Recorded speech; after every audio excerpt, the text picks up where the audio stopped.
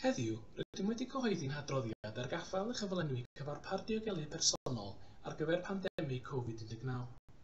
Mae'r adroddiad yn canolbwyntio ar yr ymdrechion cenedlaethol i gyflenwi'r sector iechyd a gofal cymdeithasol yng Nghymru. Rydym wedi canfod bod Llywodraeth Cymru a Chydwasanaethau'r GIG wedi ymateb yn dda o dan amgylchiadau heriol i ddod o hyd i gyfarpar diogelu personol. Darparodd y cydwasanaethau y cyfarpar diogelu personol gyfynol i'r gwasanaeth iechyd yn unol â chanllawiau heb rhedeg allan o stoc yn genedlaethol, ond gwelwyd rhai eitemau yr rhedeg yn isel ar brydiau. Mewn cyfnod arferol, byddai'r gwasanaeth iechyd wedi gwario tua 8 miliwn o bunnoedd y flwyddyn ar gyfarpar diogelu personol. Yn ystod 2020-2021, bydd y gwariant ar draws y sector iechyd a gofal cymdeithasol o fwy na 300 miliwn o bunnoedd. Rhoddodd Llywodraeth Cymru a'r cydwasanaethau drefniadau da ar waith i reoli risgau sy'n gysylltiedig a dod o hyd i gyfarpar diogelu personol mewn marchnad anodd iawn.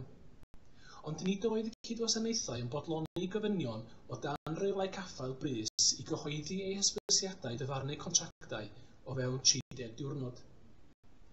Bod y canfyddiadau cyffredinol yn ein hadroddiad yn gymharol gadarnhaol o ystyried yr amgylchiadau anodd, allwn ni ddim anwybyddu safbwyntiau yfanegwyd gan rai ar yr rhain blaen am eu profiadau nhw. Mae gwersi hefyd i Lywodraeth Cymru a'r cydwasanaethau i'w dysgu yn baratoi ar gyfer pandemig yn y dyfodol yn ogystal â mynd i'r afal a rhai o'r heriau sy'n parhau.